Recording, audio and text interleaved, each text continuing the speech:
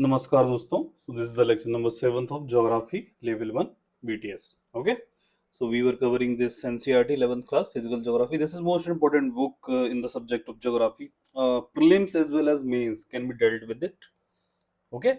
So if you read this book properly with overall understanding, I ensure you कि mains में भी जो questions आते हैं you can handle with this much of knowledge. Okay. But लोग इसको जज्बाती होकर सोचते हैं पता नहीं कहाँ से क्या चीजें आ जाती, but things are from here only. बहुत अच्छी किताब है यार ये. मतलब कि one among the most favourite books of UPSC syllabus. First is this 11th class physical geography, and second book I like generally most like book जो है by me is 12th class macro economics. Okay. People ignore these type of books, सोचते हैं बस हो गया बस NCERT. इनको हमें कवर टू कवर पढ़ना है. ठीक है. Okay, let us start with the chapter. We were covering all these things. चलो, आपके लिए एक होमवर्क है. ठीक है. होमवर्क क्यों है वो बताना इसलिए जरूरी है, वरना आप लोग इन्हीं चीजों में फंसे रहोगे. इस चैप्टर को बहुत ज्यादा ध्यान नहीं देना है. ठीक है. हो सकता है मैं गलत भी हूँ, लेकिन आज तक तो नहीं निकला है. अभी से नहीं, बहुत जमाने से इसको देख रहा हूँ. इस चैप्टर पे ज्यादा ध्यान नहीं देना. क्यों? क्योंकि बहुत बोर कर देगा आपको, और इतना बड़ा चैप्टर है कि आप अननेसेसरी इस पे ज्यादा ध्यान लगा दोगे और आगे की चीजें छूट जाती हैं. For example let me give you an example. जैसे कि for example in Lakshmikanth, this is the most famous book of polity. Correct.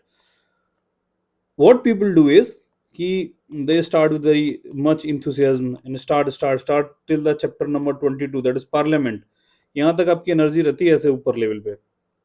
ठीक है. फिर पीछे के जो चैप्टर्स हैं 30 31 ऐसे ऐसे आते, आपकी एनर्जी होती है, और स्टार्ट लास्ट के चैप्टर आप ऐसे मार्जिनलाइज कर देते हो. You generally skip them. होता क्या है, ये जुडिशरी एंड ऑल छोटे छोटे चैप्टर्स है ना, यहाँ से क्वेश्चंस आ जाते हैं. तो एक मेरा सजेशन यहाँ पे है कि next time you start with Lakshmikanth, start from back.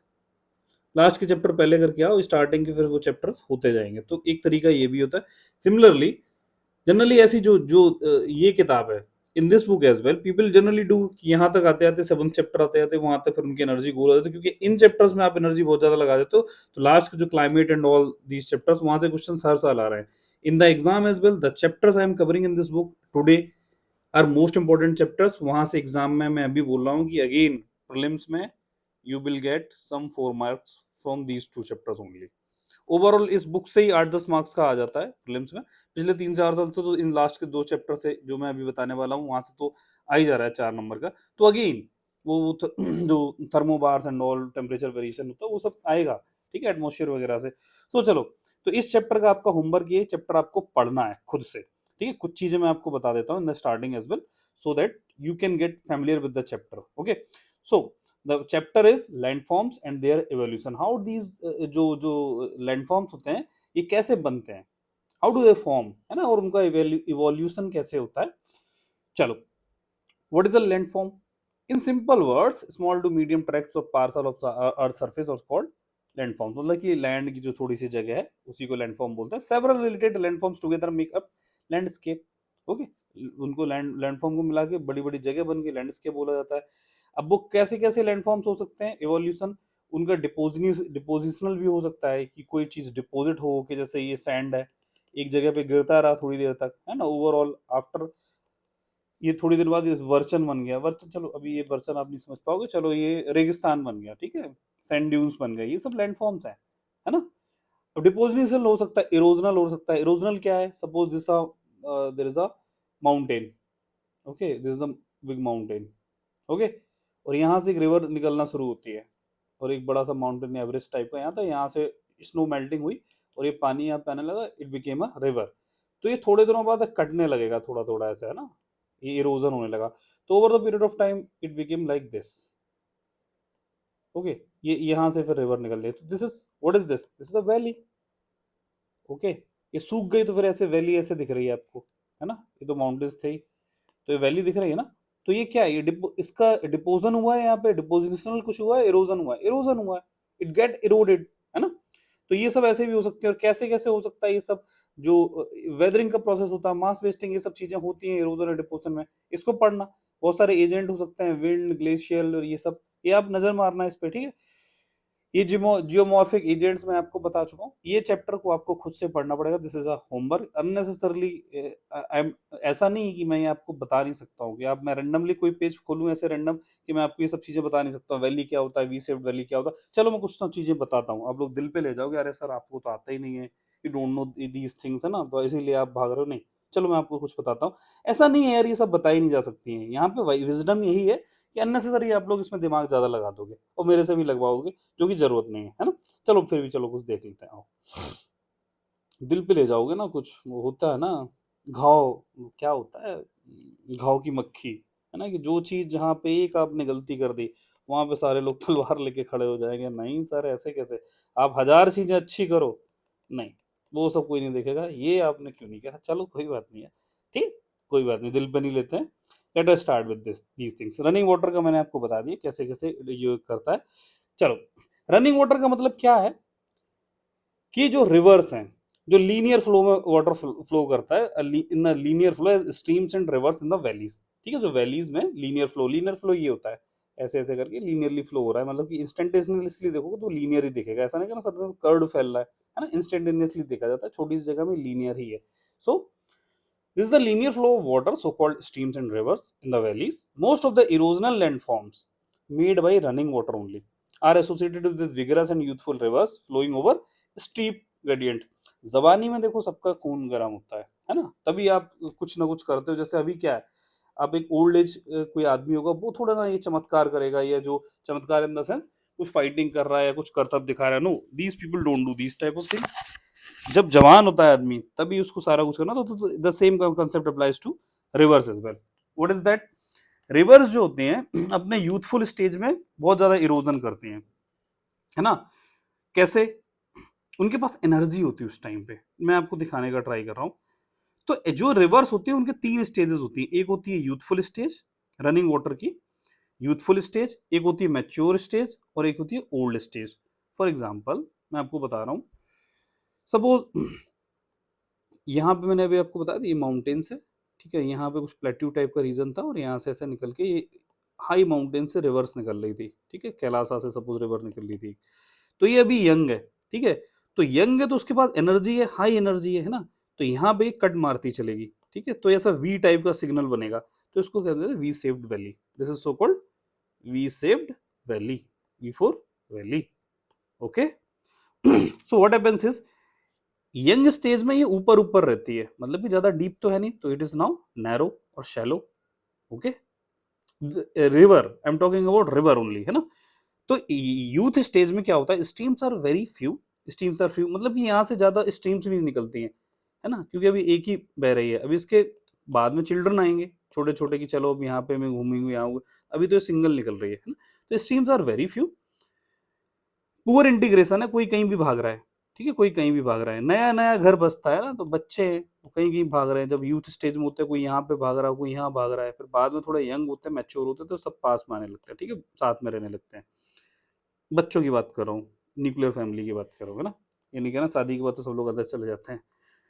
So Cello होता है, वी सेव्ड वैलीज होती है with no flood plains. Actually अभी फ्लडिंग हुई कहाँ है, नीचे जाएगा फिर बहुत ज्यादा पानी और आएगा, तब दूर दूर तक जाएंगे तो फ्लड प्लेन्स बनाएंगे, स्टार्टिंग में पहले दिन थोड़ा ना बन जाता फ्लड प्लेन्स, है ना, वक्त लगता है बड़ी चीजों को बनने में, that is why so they don't have so much bigger flood plains, और विद नैरो फ्लड प्लेन्स थोड़ा बहुत हो सकता है, ठीक है, trunk stream means main stream, है ना, तो उसके साथ ज्यादा कुछ फ्लड प्लेन्स नहीं होता। फ्लड प्लेन्स का मतलब अगर आपको सुनना है तो समझ लो, जैसे ये रिवर फ्लो कर रही है, तो यहाँ से ये क्या है, यहाँ पे फ्लड के एरिया है ना, जैसे आप दिल्ली में आओगे तो यमुना फ्लड प्लेन्स आप देखोगे, वहां पे इंक्रोचमेंट हो जाता है, इसलिए एनजीटी वगैरह ये सब पकड़ लेते हैं, घर पर गिरवा देते हैं, तो दीज आर फ्लड प्लेन्स, जहाँ पे कल को फ्लडिंग हो सकती है, तो वहां पे वही जो सैंड वगैरह वो जमा हो जाता है, these are so called flood plains only, है ना।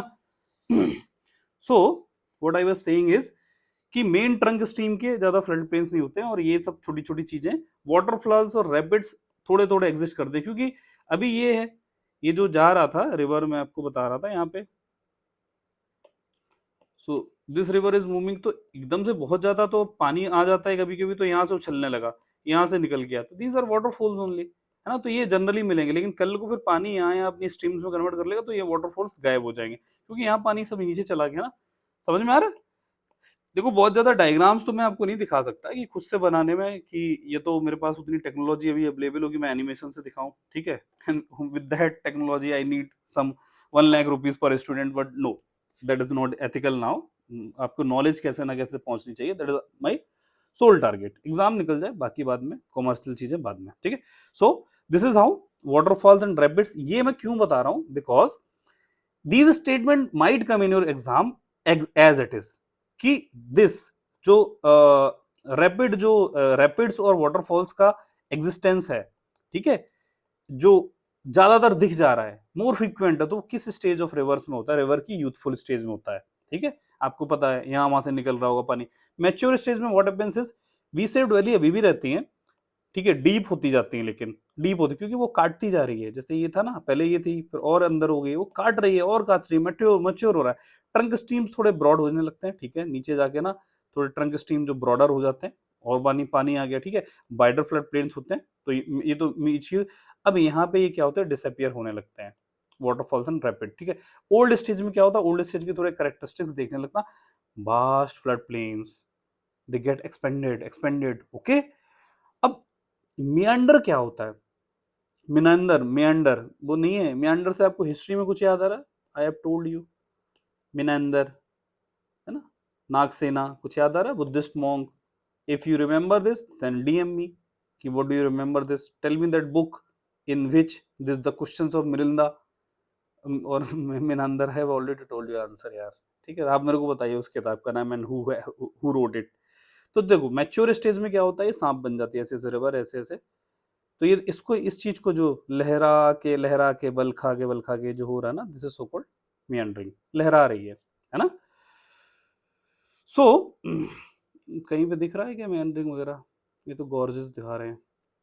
चलो, तो मैच्योर स्टेज में, ये तो ओल्ड स्टेज में क्या होता है, स्लाइटली, हाँ, मियंडरिंग करती है, वास्ट फ्लड प्लेन्स बनाती है, नेचुरल लीव्स, ये कुछ स्ट्रक्चर होते हैं, ज्यादा नहीं घुसना है। और oxbow lakes, this is important, just remember this.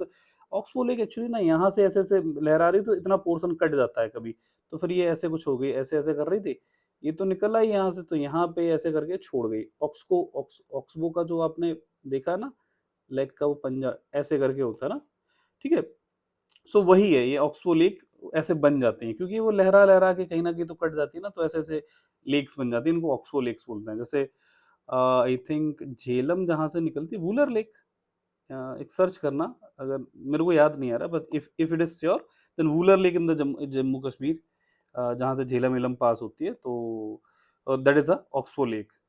I am not sure but still you can check it, just एक दिमाग में आ गया तो मैं आपको बता रहा हूँ, एक नॉलेज का पॉइंट ही मिल जाएगा इफ इट इज करेक्ट। सो ये क्या होता है फिर, स्वाम्स एंड मार्सेस, ठीक है, स्वाम्स एंड मार्सेस, कहीं पे पानी जम गया तो स्वाम्प बन गया, ये सब होती रहती है चीजें, ठीक है। अब एक लास्ट पॉइंट इसमें लिखा है, that is more important, that most of the landscape is at or slightly above sea level, ठीक है। अबव सी लेवल का मतलब होता है जैसे ये सी है, सी लेवल सबसे नीचे माना जाता है, ठीक है। हर चीज को, जैसे आप रेलवे ट्रैक्स देखोगे ना, the height from the sea level is 898 metre, है ना, ऐसे कुछ, मतलब कि सी लेवल को सबसे नीचे बोला गया कि जितना भी वर्ल्ड में सी है सारे सेम लेवल पे है, और इसके ऊपर ये अर्थ है, ऐसे यहाँ पे आप लोग रहते हो, तो यहाँ पे रिवर्स फ्लो करती हैं। Over the period of time when reverse, ये काट काट के क्या हो जाता है, एक लेवल तक पहुंच जाती है, फिर नीचे तो पानी आ जाएगा, ऐसा कुछ समझ लो। तो फिर अल्टीमेटली जो मैच्योर स्टेज में, जो ओल्ड स्टेज में, फिर ये तो स्लाइटली अबव रह गई, या ये सी लेवल पे ही फ्लो कर रही हुई यहाँ पे, ठीक है। तो रिवर्स कभी भी आप जाओगे लैंड से, तो देखना आप भी नीचे की तरफ जाओगे, तब रिवर्स के घाट पे पहुंचोगे, on the banks of river, okay, understand this.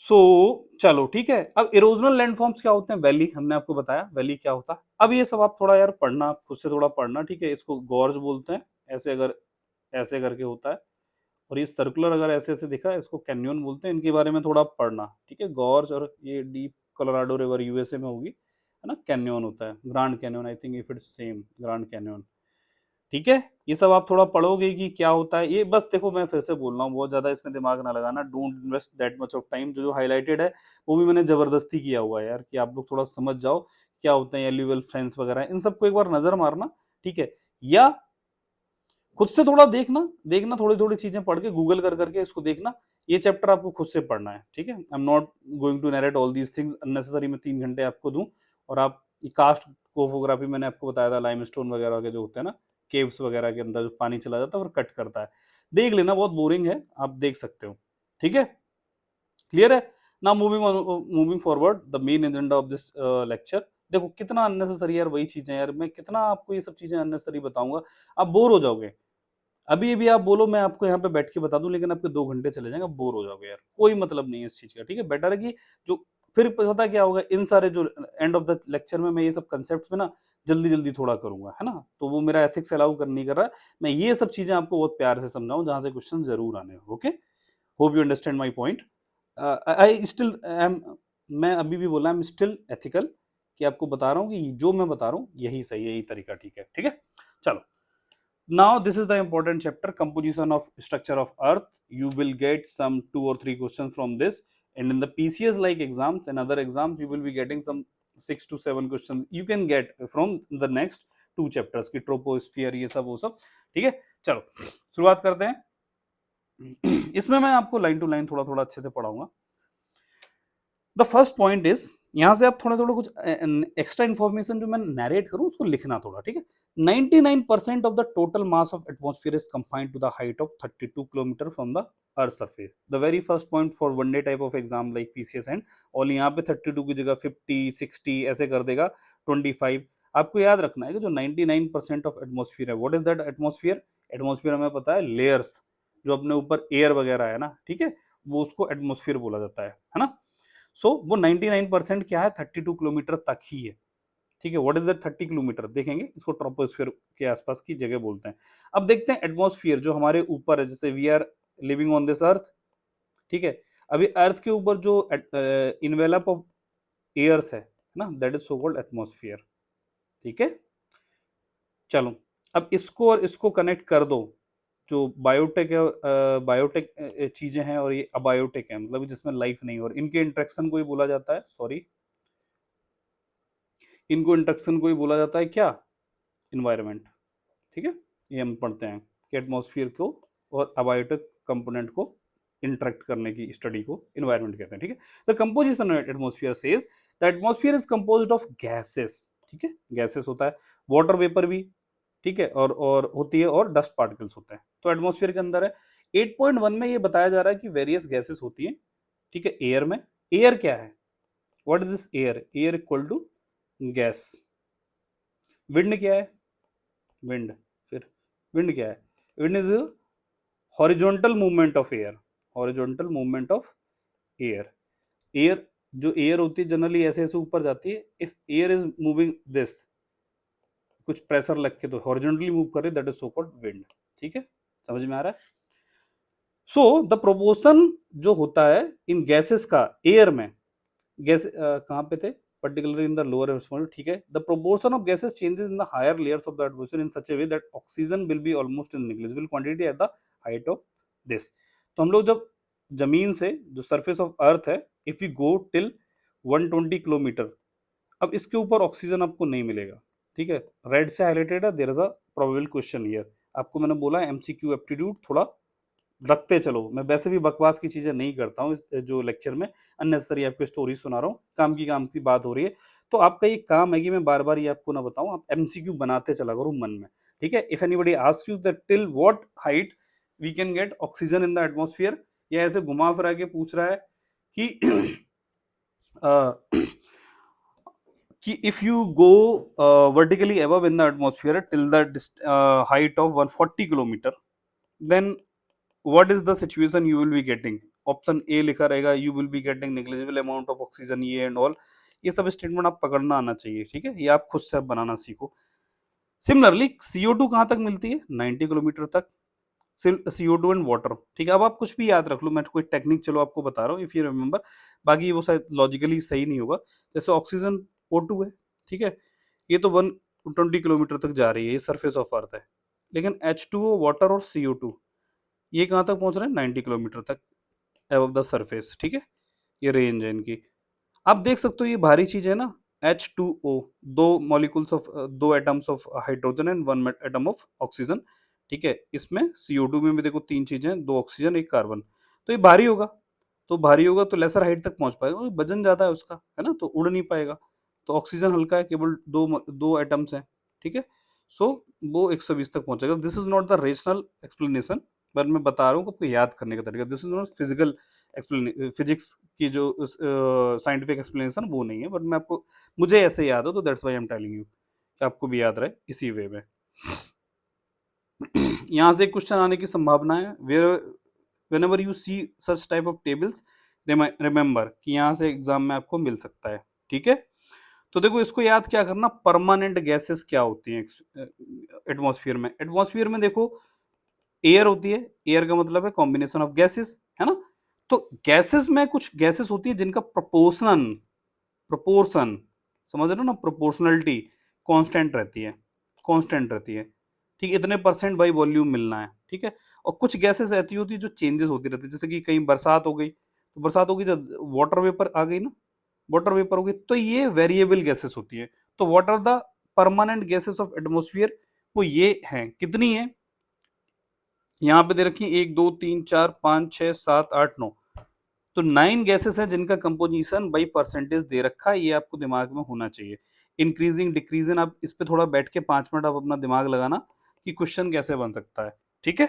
Exam में क्वेश्चन आ जाएगा जो आप प्रोबेबल क्वेश्चन सोचोगे। Now with the decreasing order you just remember this keyword, no acne, no acne, okay. This is the decreasing order, means आपको वैसे भी पता होता है nitrogen is 78% in the oxygen and O2 is near by 19 to 20%, है ना, ये तो आपको पता ही है, ठीक है। तो अब इससे आपको कल को एग्जाम में भूल भी जाते हो, if you forget all these things, है ना, देन अरे अरे वो कुछ सर ने बताया था मेरे को, एक निमोनिक बताया था, उससे हमें याद रखना है कि कितना परसेंट हो जाता है। सो आप सोचोगे कि नहीं यार याद नहीं आ रहा क्या था, मैं अभी 4 5 निमोनिक्स और बताऊंगा किसी चीज के, तो वो लोग अरे वो ब्रास एलजीओ था या क्या था, but you remember in this way that you know oxygen, nitrogen in highest, so that will be something starting from no n then oxygen, no बोलोगे no acne आ जाएगा दिमाग में यार, ठीक है, no acne। what is this, nitrogen, oxygen, argon, CO2, neon, ठीक है। Neon का मतलब ये देखो स्मॉल में लिखा है ना, तो दैट इज नियोन, बस इतने याद रख लोगे, फिर बाकी के हीलियम, क्रिप्टॉन, ये सब याद नहीं रखना है, ठीक है। बस इतना इंक्रीजिंग ऑर्डर रखना है, इसमें आर्गन को याद रखना, आर्गन पे ट्रैप करेंगे आपको, ठीक है। इन दो के परसेंटेज आपको याद होना चाहिए, इनके याद रखने की कोई जरूरत नहीं है, ठीक है।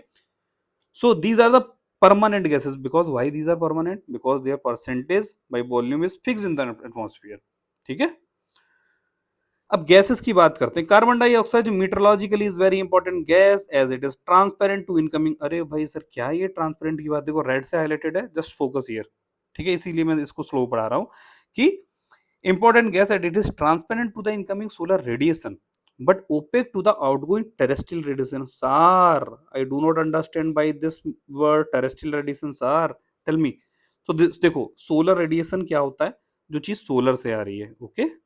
अब सोलर से आई, ये अर्थ का सरफेस है, ठीक है, सोलर से आई, यहाँ से रिफ्लेक्ट बैक होगी, एब्जॉर्ब हो जाएगी, तो रिफ्लेक्ट होके जाती है, तो इसको बोलते हैं टेरेस्ट, जो टेरेस्ट्रियल सरफेस है ना, this is so called territory, terrestrial surface है ना, कोड वर्ड इज टेर, तो यहाँ से आता था रूट इज टेर, यहाँ से जो चीज निकल रही है उसको क्या बोला जाता है, टेरेस्ट्रियल रेडिएशन, ओके। ये यहाँ वहाँ टकरा रही जाके, तो दिस इज सोलर रेडिएशन।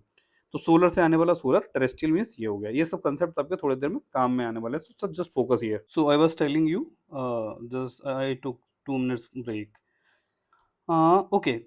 सो हाँ, what do you mean by this transparent to incoming solar radiation but opaque to the outgoing terrestrial. देखो आउटगोइंग का मतलब जो जमीन से बाहर की तरफ जा रहा है, ठीक है, it is going outwards from the territory और from the terrestrial, from the surface of the earth, है ना, और ये incoming from the solar.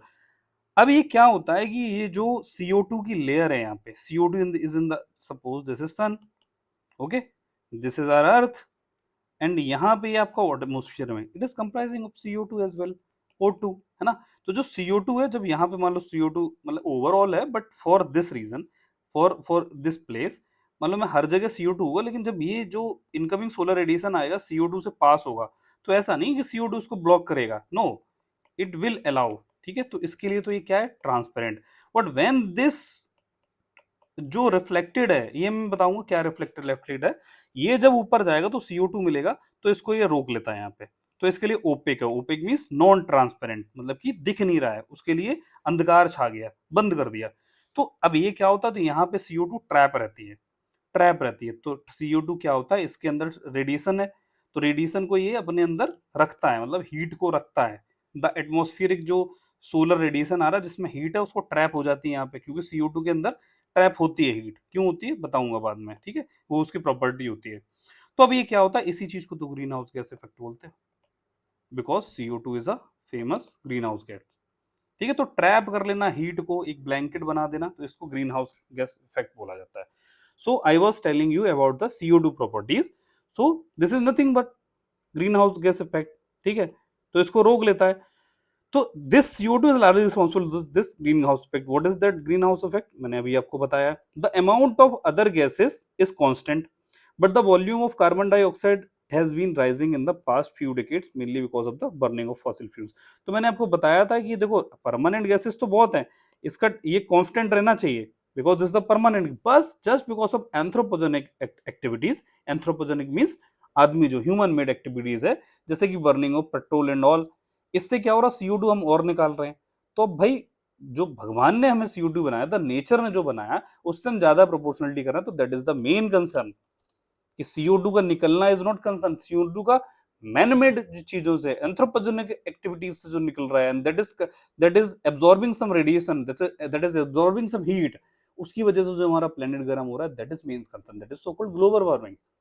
Understood? समझ में आ रहा है? ऐसे ही क्या है, ओजोन भी है। Ozone is another important component of the atmosphere found between 10 to 50 kilometre above the earth surface. ठीक है, इस चीज जगह को याद रखना, 10 to 50 किलोमीटर। ठीक है, कभी भी कोई पूछे तो 10 to 50 किलोमीटर के बीच में पाई जाती है। और ये क्या करती है, acts as a filter and absorbs the ultraviolet rays radiating from the sun and prevents them from reaching the surface of the earth. देखो मैंने एक इतने से पैराग्राफ में, generally I don't give that much of time, you know it, है ना, but फिर भी मैंने आपको टाइम दिया है because a probable question, is here कि क्या है, देखो इसका एक रेंज कहाँ पे मिलती है। ठीक है, एटमॉस्फेयर में मिलती है ये ओजोन। ठीक है, और देखो ओजोन, देखो क्या है यहाँ पे, देखो परमानेंट गैसेस में भी नहीं है, अनदर क्वेश्चन। ठीक, वो अभी तो इसमें तो नहीं लिखा है। ठीक है, इफ इट इज परमानेंट और नॉट आप गूगल कर सकते हो, but according to this these 9 gases नहीं है ना। अब ये क्या करता है, it acts as a filter. Again let me explain you. यार हमारे पास बस वही नहीं है, डिजिटल बोर्ड नहीं है जिससे मैं कुछ आपको सिखा सकता। चलो देखो क्या होता है, दिस इज सन। ठीक है, ये यहाँ से सन रेज आएंगी, this is your earth surface. ना हो यहाँ पे कुछ लेयर्स है, मैं अभी आपको बताऊंगा ट्रोपोस्फियर वगैरह क्या होता है। तो यहाँ पे एक ओजोन है, this is the ozone. Okay, ना व्हाट हैपेंस इज, यहाँ से जो सनरेज आ रही हैं, ऐसा नहीं है सनरेज का कंपोजिशन होगा, तो सनरेज में कंपोजिशन होता है यूवी, इंफ्रारेड, UVA, UVB। तो क्या होता है, ये यूवी जो रेज हैं, they are not good for us, है ना, but they come to us. तो भगवान ने कुछ अगर ऐसा बेकार चीज भेजना है, तो उसके लिए कुछ ना कुछ तो रेमेडी रखी होगी। तो nature has made some protective cover here, तो that is so called ozone layer, है ना। अब ये ओजोन लेयर इनको आने नहीं देता और इसको रोक लेता है, तो ये बचाता है, तो एब्जॉर्ब कर लेता है, एज ए फिल्टर की तरह काम करता है हमारे लिए। यूवी रेज, अल्ट्रावायलेट, इसको IR नहीं बोलना है, इंफ्रारेड नहीं बोलना है।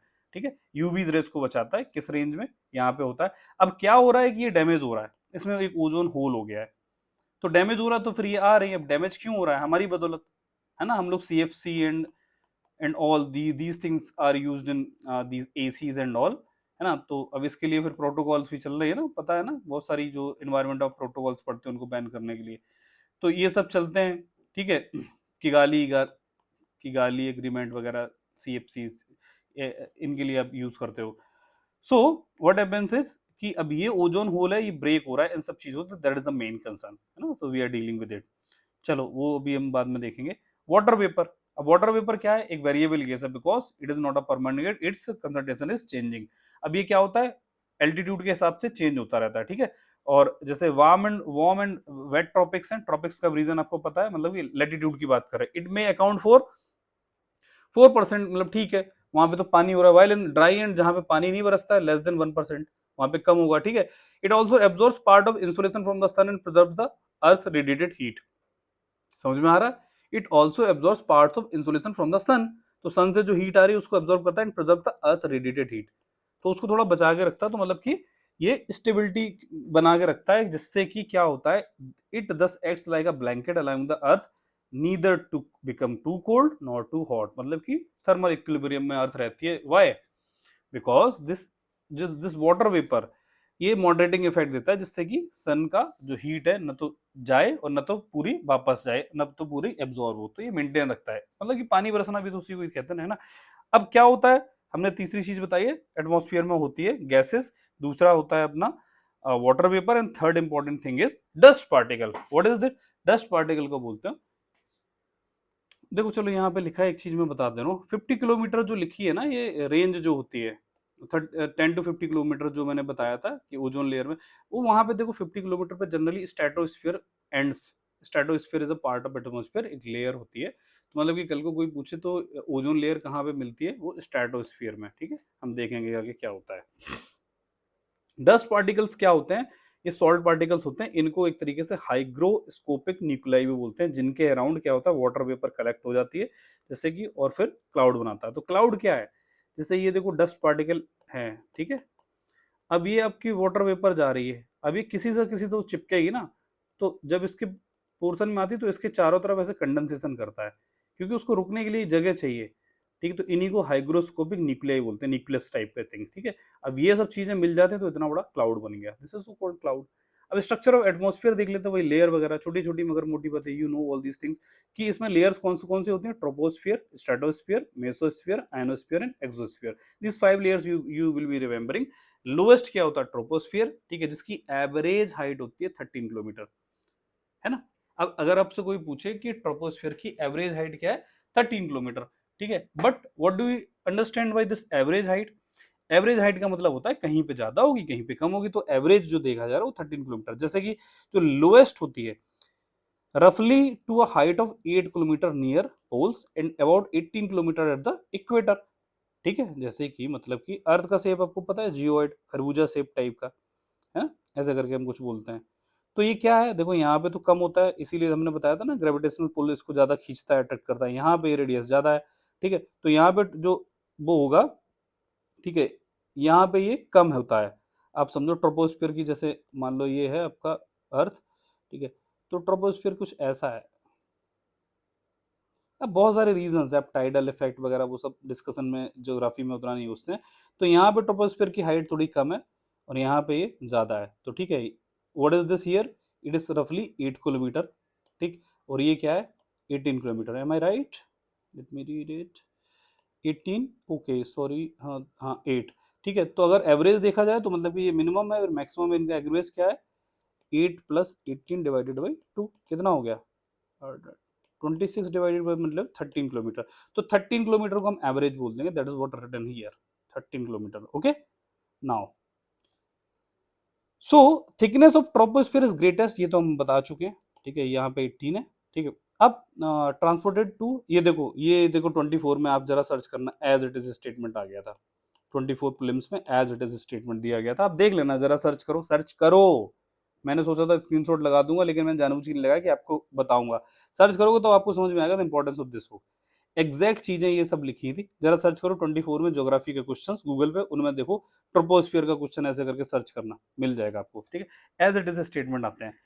तो थिकनेस जो है ना ट्रोपोस्फियर की is greatest eight the equator, हमने आपको बताया यहाँ पे ग्रेटेस्ट है ना, बिकॉज क्योंकि यहाँ पे देखो सन है, सन देखो जा रहा है इसको ऐसे ऐसे, सन यहाँ पे पानी वानी होगा तो सन इसको हीट अप ज्यादा करेगा, क्योंकि सनरेज ज्यादा आ रही है ना, सनरेज ज्यादा आ रही है, तो क्या होगा कि ये जो सनरेज आ रही हैं इसको ज्यादा हीटअप करेगा, तो यहाँ की जो एयर है वो ज्यादा गर्म हो जाएगी, क्योंकि हमें पता है एयर का मूवमेंट होता है कैसे, कलर यार चेंज करने में तकलीफ होती है, जैसे अर्थ ये है ना, तो इस पे जब सनरेज पड़ेंगे तो यहाँ पे एयर होगी, तो एयर गर्म जब होती है ना तो ऊपर उठती है, बस इतना याद रखो, हल्की हो जाती है ऊपर उठती है, तो जहां ज्यादा गर्मी आ रही है ना, दो तो दे जो एयर है ना वार्म अप ज्यादा हो जाएगी तो ज्यादा हाइट तक जाएगी ना, लेकिन ये मैं उसकी बता रहा हूँ इक्वेटर की, ठीक है, मान लो ये पोल्स हैं, मतलब इसको यार घुमाया जाए क्या, थोड़ा घुमा के देखते हैं, हाँ कैसे घूमता है, नहीं पता मेरे को, अच्छा ये नहीं घूम पाता मेरे से, चलो कोई बात नहीं, बता देते हैं दोबारा से, चलो ये चलो अर्थ है, ठीक है। अब क्या है, ये सन है अपना, सन से जो रेज आ रहे हैं तो यहाँ पे ऐसे आ रहा है, तो ये जो एयर होती है उठती है, ये ज्यादा हाइट तक जाती है, लेकिन यहाँ पे तो ये तो पोल्स है ना, पोल्स पे थोड़ा ना उतनी दूर तक जाएगी सनरेज, तो यहाँ पे थोड़ी उठ पाएगी। तो ये क्या है, आपका ट्रोपोस्फियर था, जितनी ऊपर तक जाती है तो सबसे स्मॉलर एयर, तो यहाँ पे अपना इक्वेटर पे सबसे हाइट में जाती है और यहाँ पे सबसे कम पहुंचती है। एवरेज इज 13 किलोमीटर, किसका, जो फर्स्ट लेयर है that is so called troposphere, उसकी बात चल रही है। तो यही देखो क्वेश्चन आ गया था, उसका रीजन पूछा गया था। देखो ज्योग्राफी में सबसे ज्यादा क्या होता है, in the geography subject you will be thinking two things. What first is the fact, but in the geography, however in the history the factual things are more important, but in the geography it is the concept और उसके reasons वो ज्यादा important है। तो आपको cause बताएं, जो effect पूछेंगे और उसका कॉज पूछेंगे, what is the cause of this thing, geographical thing. तो वो जो कॉज होता है that is more important, if you know that then you will be marking the correct answer. So we know the tropospheric जो height है that is this, it has been given, but why this is so, because this is thickness of this is because heat is transported to great heights by strong convectional current। convectional का मतलब ऊपर जाना, ऐसे हमने अर्थ के अंदर भी देखा था ऐसे, ठीक है, हीट का मूवमेंट।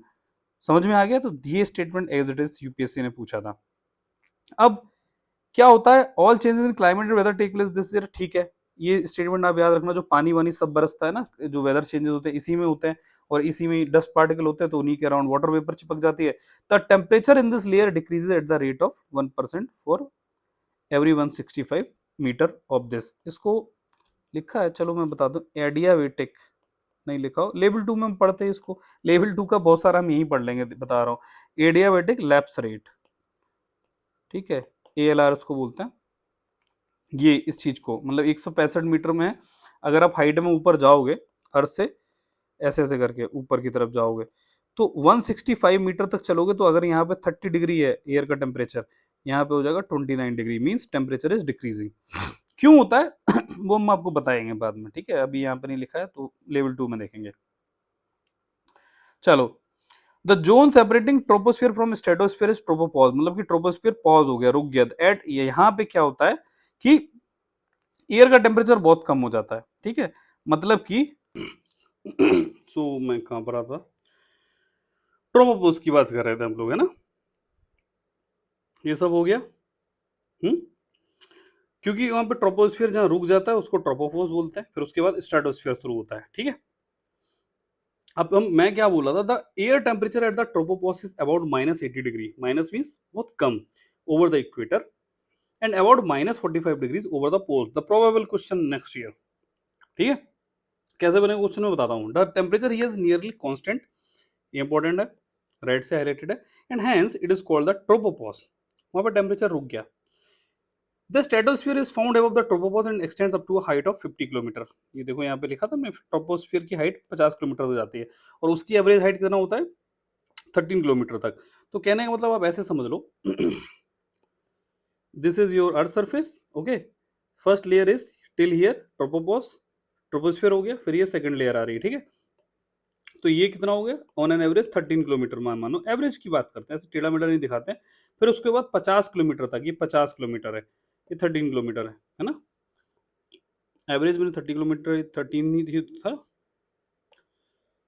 हाँ 13 ही होगा यार, ठीक है।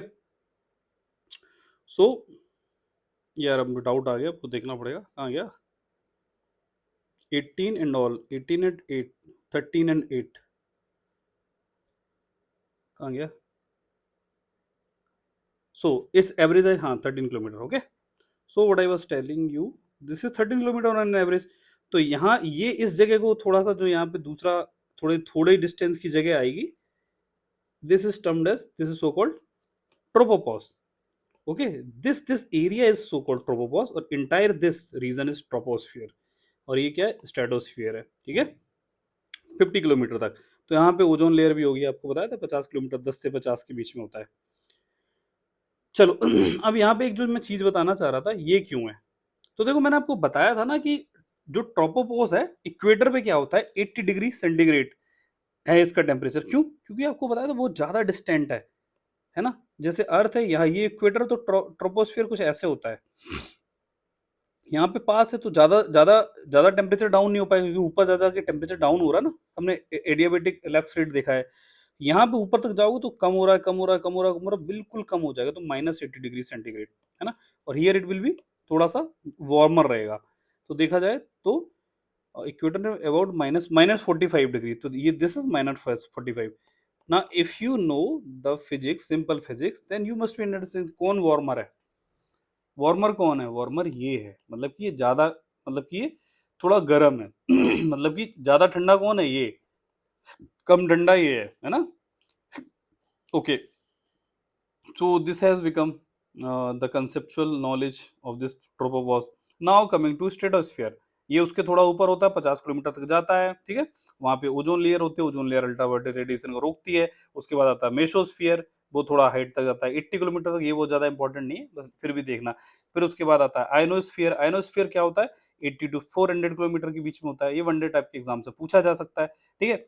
वहां पे देखो टेम्परेचर अब क्या होगा, ऐसा नहीं कि ये जो मैंने रीजन बताया कि नीचे से ऊपर की तरफ जाते हो तो यहाँ पे टेम्परेचर कम होता है, तो अब इसके बाद जरूरी नहीं ऐसा होना है, तो ये जो कम होना है टेम्परेचर है यहाँ पे है। अब टेम्परेचर का वेरिएशन हम देखेंगे कम ज्यादा कैसे होता है। ट्रोपोस्फियर में तो ऊपर जाते समय टेम्परेचर कम होता है, ठीक है। Now the important fact about this ionosphere is it contains electrically charged particles known as ions and hence it is known as ionosphere.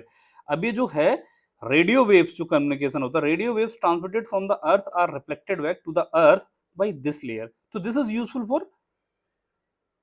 For radio communication. What is this? Ionosphere. Ionosphere is useful for radio communication. Temperature here starts increasing with the height. Another important point, ये मैं बताता हूँ कैसे, ठीक है। चलो, तो ये देखो जरा टेम्परेचर का वेरिएशन है विद रिस्पेक्ट टू हाइट। मतलब कि देखो टेम्परेचर क्या है 20, ये 0 डिग्री सेंटीग्रेड है, -20, तो मान लो अभी 20 डिग्री पे हम लोग रहते हैं, तो this is the temperature, fine. Now we are moving upwards, means ये देखो अपना यहाँ से हाइट दिखा रहा है, तो हम धीरे धीरे ऊपर की तरफ जा रहे हैं, है ना जा रहे हैं, तो टेम्परेचर कम हो रहा है, देखो इस साइड की तरफ टेम्परेचर -40, ये देखो -20 हो रहा है, तो टेम्परेचर कम हो रहा है। फिर एक टाइम पे हियर कम्स अ ट्रोपोपॉज, तो ट्रोपोपॉज पे ट्रोपोस्फीयर रुक जाएगा, तो उस जो डॉटेड रीजन है दिस इज ट्रोपोपॉज। यहाँ पे इस रीजन में टेम्परेचर देखो कांस्टेंट है, दिस इज ट्रोपोपॉज। थोड़ी देर के लिए टेम्परेचर कांस्टेंट होता है। अब और ऊपर जाते हो तो स्ट्रेटोस्फीयर हो जाता है। स्ट्रेटोस्फीयर में क्या होता है? टेम्परेचर डाउन होता है, ठीक है। फिर स्ट्रेटोपॉज पे आ जाता है। स्ट्रेटोपॉज में फिर से थोड़ी देर के लिए कांस्टेंट, फिर टेम्परेचर बढ़ने लगता है, फिर उसका रिवर्स होता है यहाँ पे जाके ऐसे, फिर बढ़ता ही जाता है, ठीक है। तो अगर आपको एक लाइन में याद रखना है, whenever you need to recall this diagram, बस इतना याद रखो। मुझे तो ऐसे याद रहता है कि मैं यहाँ पे, हम लोग खड़े हैं, ठीक है, ग्राउंड है, तो ग्राउंड से कम हुआ, ज़्यादा हुआ, कम हुआ, ज़्यादा हुआ, फिर वो ज़्यादा होता चला गया, ठीक है। तो यहाँ पे ट्रोपोस्फियर, यहाँ पे स्ट्रेटोस्फियर, मेसोस्फियर, थर्मोस्फियर, फिर एक्सो थर्मोस्फियर के बाद फिर वो एक्सोस्फियर हो जाता है, उस टाइम बढ़ता चला जाता है, ठीक है।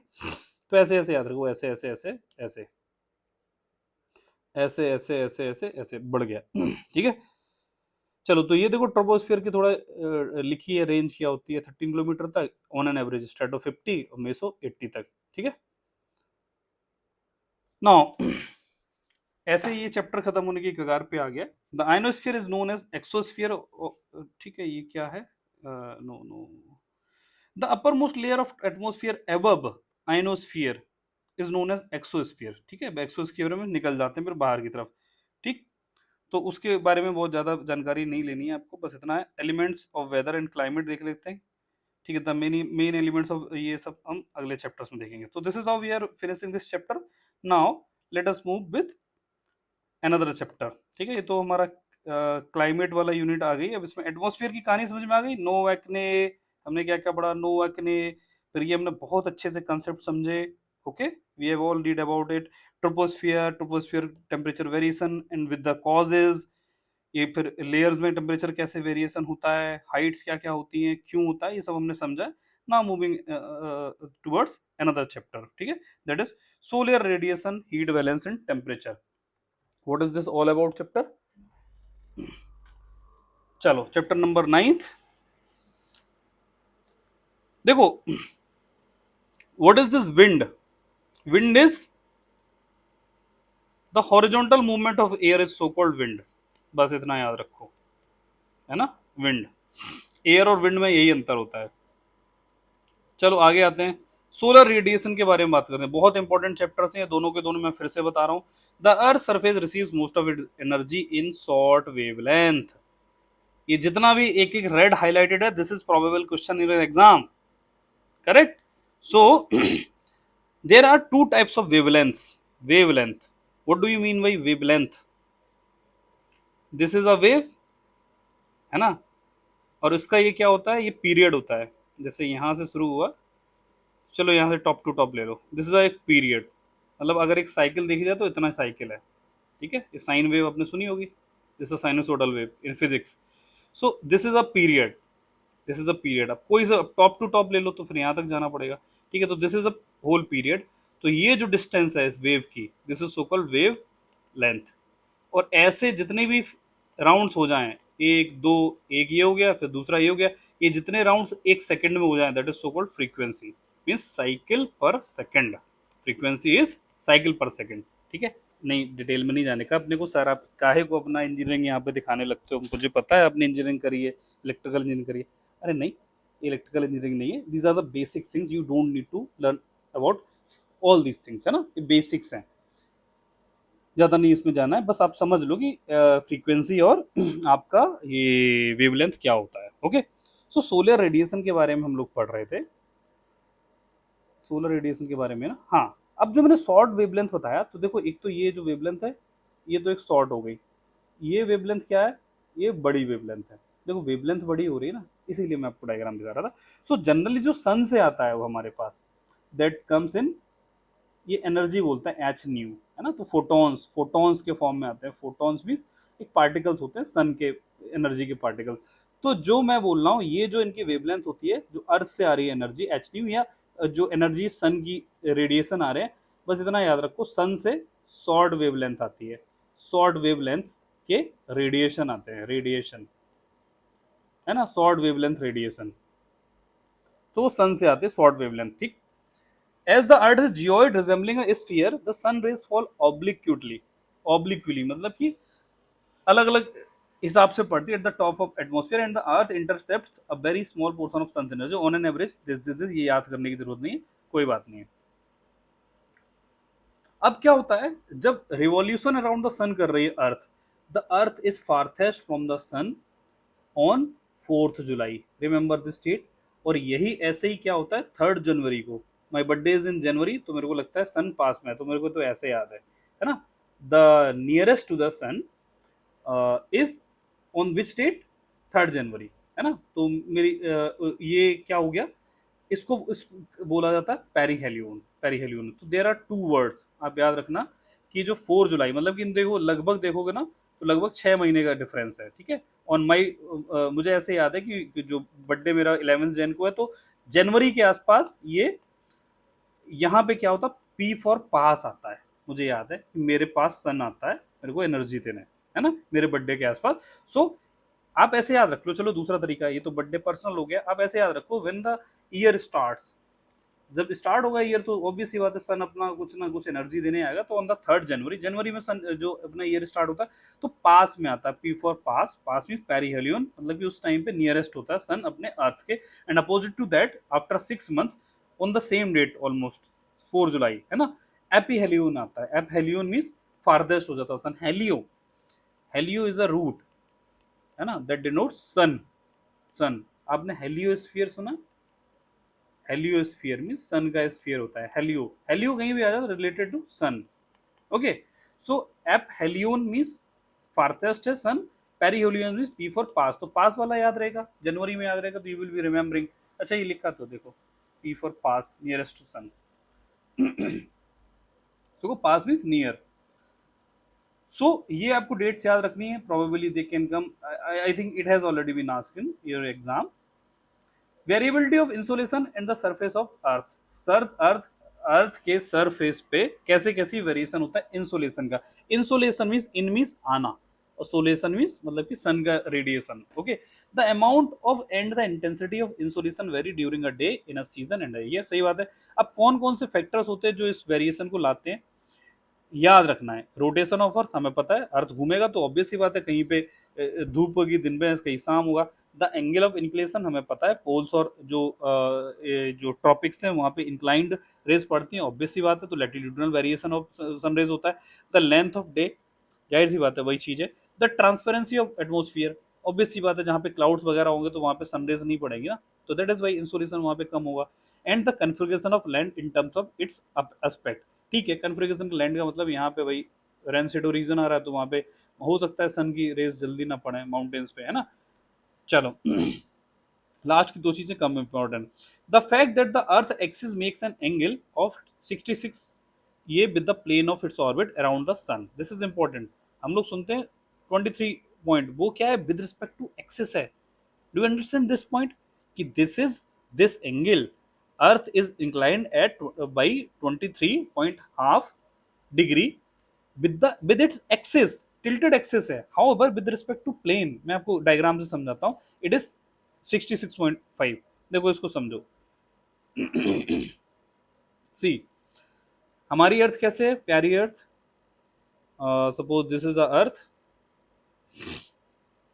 ठीक है, ये एक्चुअली होना कैसे चाहिए था, इसका ये प्लेन है, this is the plane and this is the earth axis, ठीक है।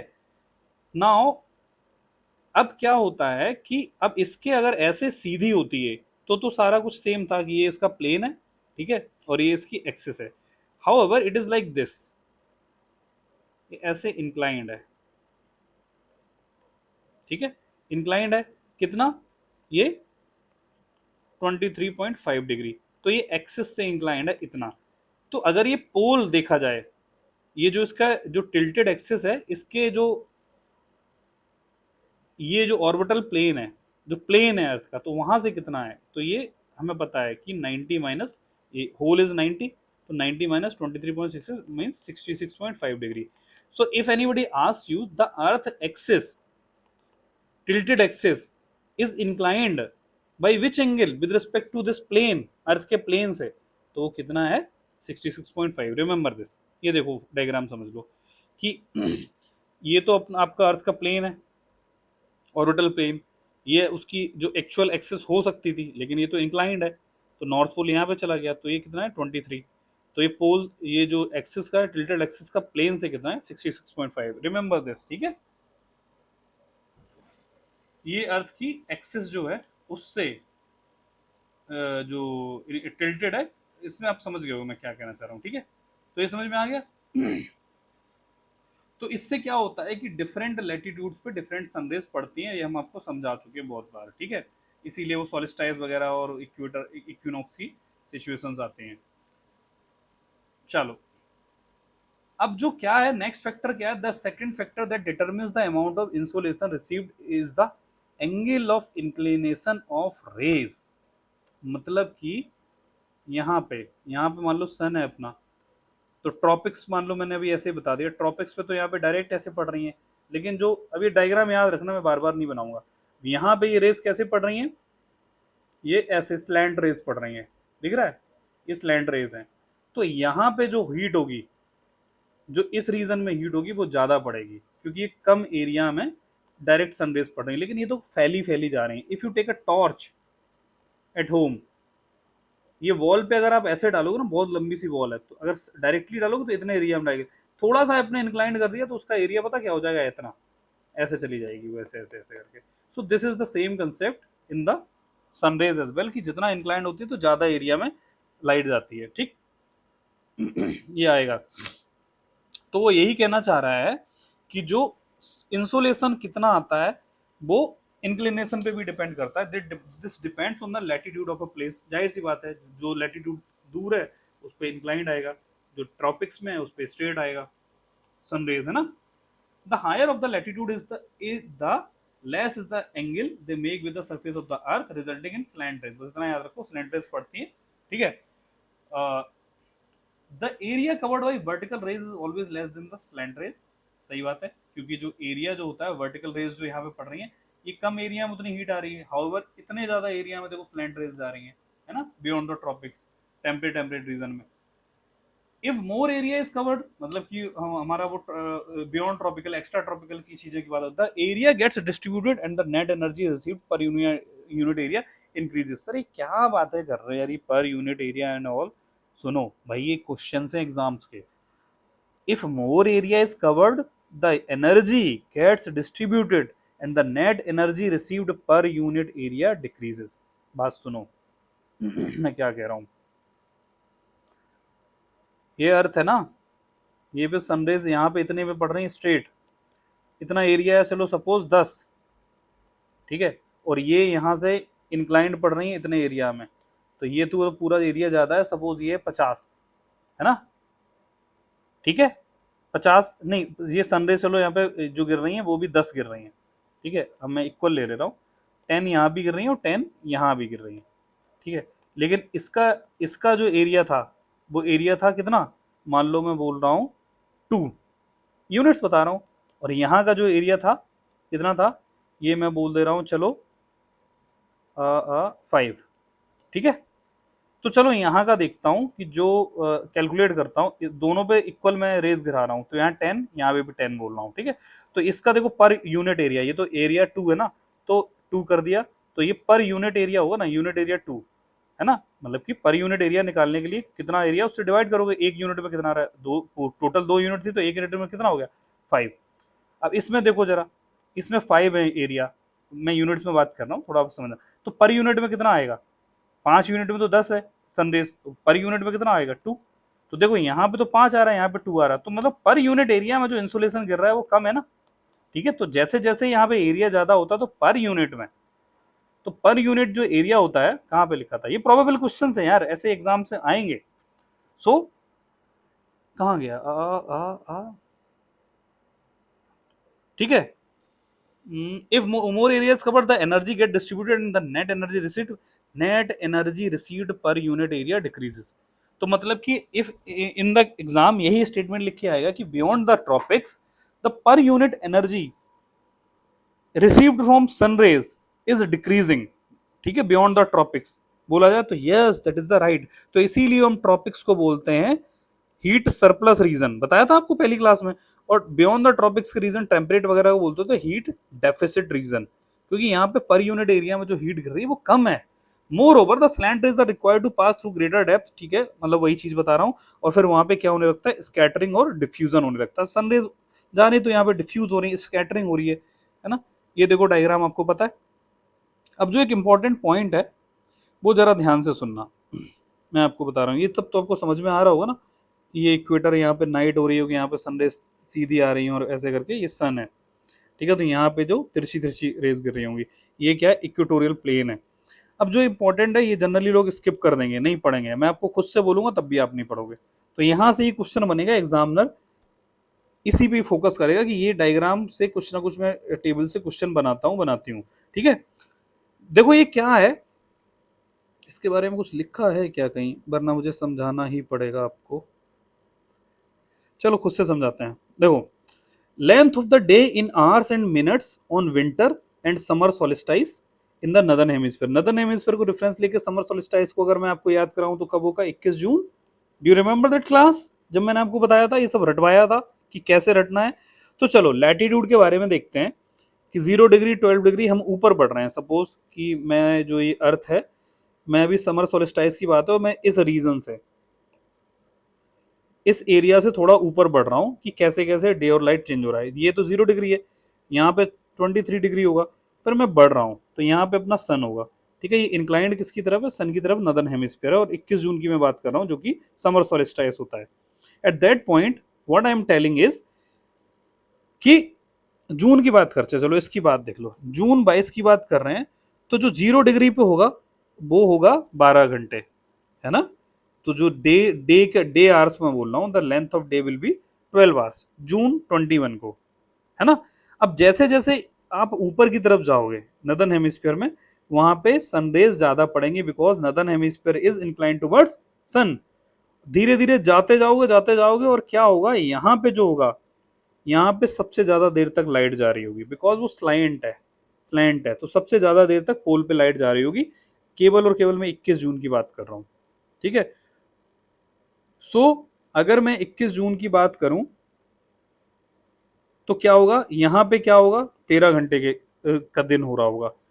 और ऊपर जाओगे 40 डिग्री पे तो 14 आवर्स का डे हो रहा होगा, और 18 आवर्स का होगा 60 डिग्री पे अगर जाओगे लेटीट्यूड तो 16 आवर्स का होगा, और 90 डिग्री पे अगर उस टाइम पे बोला जाएगा कि कितने घंटे का दिन है तो बोलोगे 6 मंथ्स का यहाँ पे लाइट ही रहनी है ना। तो मैं मेरे कहने का मतलब ये है कि आउट ऑफ 24 आवर्स इतने टाइम तक यहाँ पे, इसी को आपको याद आ रहा है day light saving temperate time में।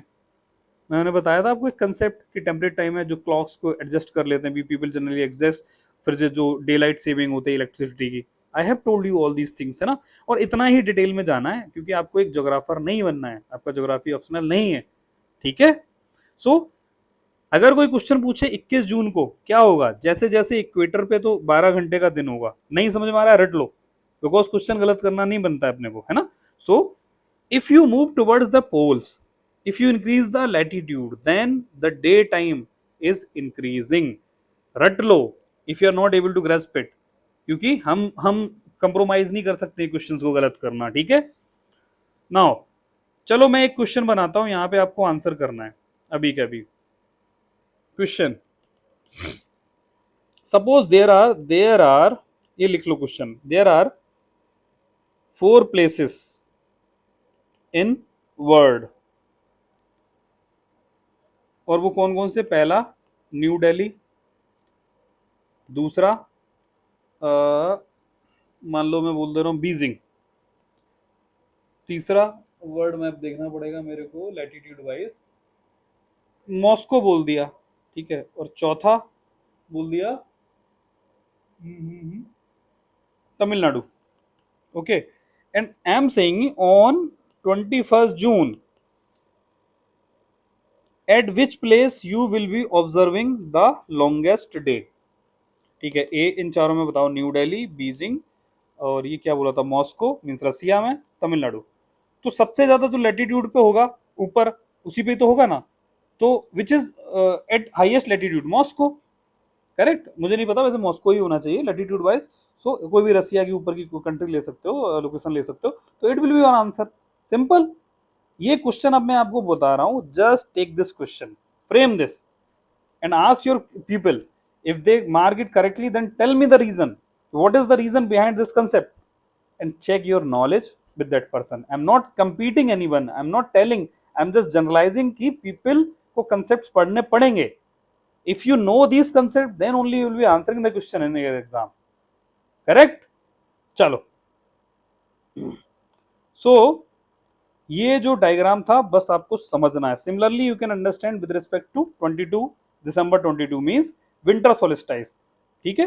विंटर सोलिस्टाइस में भी देखो क्या होना है, आप समझ लो, विंटर उस दिन कम हो रहा होगा, सबसे बड़ी जैसे ये 12 घंटे की है, यहाँ पे उल्टा जाओगे तो ये कम होता चला जाएगा, ठीक है, with respect to northern hemisphere पूछ रहे हैं ना, है ना।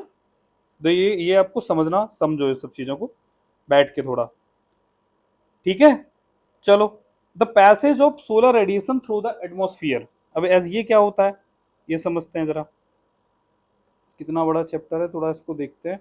नहीं नहीं देखो यार, मैं एक बात बताऊं, यहाँ पे थोड़ा इंपॉर्टेंट कंसेप्ट आ जाएंगे, इस चैप्टर को थोड़ा अभी छोड़ता हूँ, है ना, यहाँ पे, क्योंकि ये थोड़े से कंसेप्ट ये वाले आपको ना अभी समझाने में टाइम लगेगा। यहाँ से क्वेश्चन आए हैं एग्जाम में, लास्ट ईयर क्वेश्चन आए हैं, लास्ट ईयर भी आए हैं, but still let me complete a few things in this chapter only. See कहाँ पे थे हम लोग, भूल जाते हैं। The passage of solar radiation through the atmosphere, जो सोलर रेडिएशन एटमोस्फियर से कैसे पास होता है, लार्जली ट्रांसपेरेंट है, और शॉर्ट वेव रेडिएशन हमें पता है, हमने देखा है। The incoming solar radiation passes through the atmosphere before starting to the earth surface, ठीक बात है। Within the troposphere water vapour, ozone and other gases absorb much of the near infrared radiation. Infrared जहां भी आपको मिल जाए तो उसका मतलब समझो हीट होता है ना। तो जो हीट होती है दैट गेट्स एब्जॉर्ब किस किस से, वाटर वेपर, ओजोन से तो एक वो हो जाती है अपना यूवी रेडिएशन, और हीट भी होती है, एंड अदर गैसेस, इसी को ही बोल देते हैं हम क्या, जो एटमॉस्फेयर की जो लेयर हो रही है गर्म हो रही है ना। तो ये शॉर्ट वेव से हो रहा है। Very small suspended particles in the troposphere scatter visible spectrum both to the space and towards the earth surface. तो जो सस्पेंडेड पार्टिकल्स होते हैं इससे क्या होती है, स्कैटरिंग, याद रखना स्कैटरिंग, ठीक है, ट्रोपोस्फियर में, जिससे कि उजाला हमें दिखता है ना। The process adds colour to the sky. ये जो रेनबो कंसेप्ट समझ में आ रहा है, So it happens because of this only. The red color of the rising and ये जो रेनबो वाला एक बार देख लेना, वैसे मेरे हिसाब से स्कैटरिंग होता है. The red colour rising and setting sun and the blue colour of the sky are result of scattering of the light within the atmosphere. अब स्कैटरिंग कैसे होती है? हमारे डस्ट पार्टिकल्स और जो पार्टिकल्स मॉलिक्यूल्स जो अभी ये लिखा है ना, जो small suspended particles, remember this, just जैसे कि कोई यहाँ पे रेज आ रही थी, है ना, सोलर की. अब ये पार्टिकल इससे टकराई तो फिर ऐसे ऐसे उससे मल्टीपल कलर्स निकलते हैं, और जो कलर्स फिर हमारी आईज देखती हैं. ठीक है, तो this is so called scattering. Scatter हो जाना, फैल जाना. Okay, so what is the reason of this blue and sky, blue colour of sky, that is scattering. और जो सनसेट के जो येलो येलो कलर होते हैं वो भी स्कैटरिंग का रीजन है. क्लियर है? ये जो छोटी सी टेबल बनी है अपने आप में बहुत इंपॉर्टेंट है. अब spatial distribution of insolation. Special means space. There are two type of distribution, time distribution और स्पेस का. कहीं भी आपको निकाल तो हम स्पेशल देख रहे हैं. स्पेशल का मतलब क्या है कि जो लोकेशन के हिसाब से, स्पेस के हिसाब से कैसे कैसे इंसोलेशन का डिस्ट्रीब्यूशन होता है. The insolation received at the surface varies from 320, मतलब कि कहीं पे ज्यादा गिरती है एनर्जी. वॉट का मतलब होता है जूल पर second. Joule is the energy, है ना, एनर्जी. ठीक है, तो वॉट मतलब कि कितने energy per metre square, means per unit of area. Area, metre square is the unit of area. ठीक है, तो ऑब्वियस सी बात है ट्रॉपिक्स में ज्यादा गिरेगी, है ना, तो इतनी गिरती है. वॉट का बल्ब याद है ना, इतने एनर्जी का बल्ब चाहिए, इतने वॉट का चाहिए, तो वही वॉट का एनर्जी का यूनिट है ना. सो और ये पोल्स पे देखो कम गिरती है, इसीलिए वहां पे ठंडक होती है. Maximum insolation is received over the subtropical deserts. Subtropical desert, याद रखना, where the cloudiness is least. ये सब क्या बता रहे हो सर, कंसेप्ट तो समझाओ. बताते हैं, सुनो. Equator receives comparatively less insolation than the tropics. Generally at the same latitude the insolation is more over the continent. Sir नहीं समझ में आया, देखो बताते हैं. चलो कहाँ पे है, डायग्रामिक का पेज ले लिया जाए फ्री का. देखो एक चीज होती है, वो हम सेकंड लेवल में पढ़ेंगे इसके. अल्बीडो. अल्बीडो का मतलब होता है रिफ्लेक्टिंग पावर. ठीक है, रिफ्लेक्टिंग पावर, है ना, रिफ्लेक्शन आप समझते हो. तो देखो जो अर्थ होती है आपकी, this is the earth. Okay, now this is the equator. What happens is, sun आपका ये है, तो ये जो है यहां से 23.5 degree north, this is these और ऑल कार्ड, मान लो नॉर्दर्न ट्रॉपिकल एरिया बोलते हैं. ठीक है, ट्रॉपिकल एरिया है. ठीक है, अब सनरेज तो यहाँ पे आ रही है, लेकिन क्या होता है कि ऑब्वियस सी बात है इक्वली यहाँ पे भी तो आ रही है ना सनरेज, लेकिन क्या होता है कि यहाँ पे क्या होता है, क्लाउडीनेस बहुत ज्यादा होते हैं, क्लाउड. ठीक है, क्लाउड्स बहुत होते हैं. ठीक है, क्योंकि यहाँ पे बहुत ज्यादा पानी बरसता है, बहुत ज्यादा पानी बरसता है, तो क्लाउड्स तो ऊपर जाएंगे. क्लाउड का मतलब क्या होता है, देखो ये क्लाउड है. ठीक है, क्लाउड का मतलब क्या है, व्हाइट कलर का क्लाउड होता है, व्हाइट. तो अल्बीडो इज द रिफ्लेक्टिंग पावर. जो ज्यादा रिफ्लेक्ट करेगा उसकी अल्बीडो उतनी ज्यादा होगी. अगर आप देखोगे कोई ब्लैक सरफेस है और एक व्हाइट सरफेस है, दिस इज ब्लैक. अगर यहाँ पे आप चलोगे, धूप पड़ी हुई है and the rain is, sun rays are coming, और ये व्हाइट सरफेस है, आप इस पे खड़े हो गए, if you stand over here and you stand over here, ठीक है, नंगे पैर खड़े होना, तो आपको लगेगा कि ये ज्यादा हीटेड है. ऐसे ही आप कोई ब्लैक कलर की कार हो, ठीक है, क्यों नहीं खरीदनी चाहिए, मतलब कि ऐसा नहीं, अगर आपके पास है तो बेच दो उसको भवनाओं में आके. और ये व्हाइट कलर की कार है, यहाँ पे सनरेज पड़ेंगे तो ये एब्जॉर्ब हो जाएंगे. ठीक है, ब्लैक बॉडी का कंसेप्ट जो होता है, यहाँ पे सनरेज पड़ेंगे, दे विल गेट रिफ्लेक्टेड, दूर चली जाएंगी, मतलब कि यहाँ पे हीट एब्जॉर्ब नहीं होगा व्हाइट में, है ना, तो ये ठंडा दिखेगा आपको कार. इस पे आप हाथ रख के ना जलने लगोगे. तो black body concept, if you have read in physics in 12th class, तो this is concept of black body, है ना.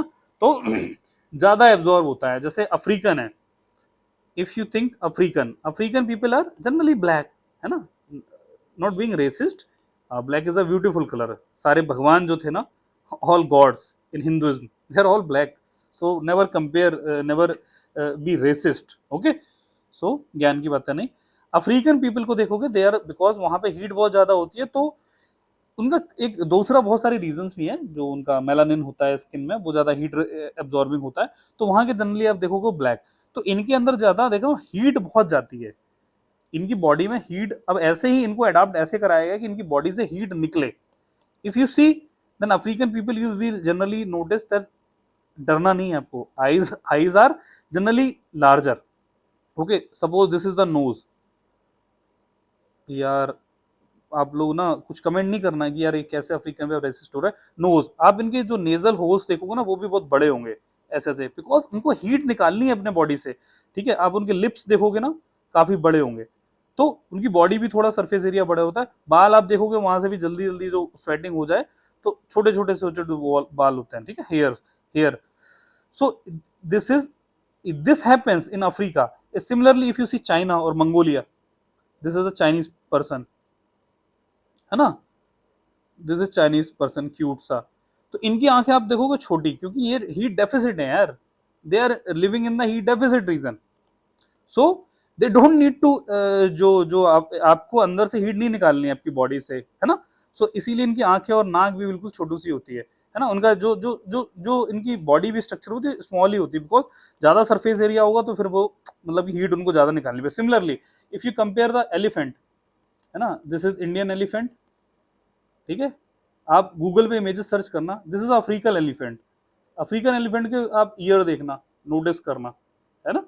तो ये इतने बड़े बड़े होते हैं क्यों? क्योंकि इनके ईयर से वो हीट वीट निकालना है यार, जल्दी जल्दी निकालना है। इनका साइज भी बड़ा होगा, खुद इनका जो सरफेस एरिया है इसीलिए साइज वो बड़े होते हैं कि हीट इनकी जल्दी बॉडी से एक्सपेल आउट हो। तो दिस इज द रीजन। यार डर लग रहा है यार इसको, आप डरना नहीं है इससे। ठीक है, ये क्या आपने डायग्राम बना दिया। सो ऐसा चीज होता है। ठीक है यार, कितना भी अच्छा कर लो ऐसे डर ही लगेगा। अरे और डर लगने लगा यार, छोड़ो।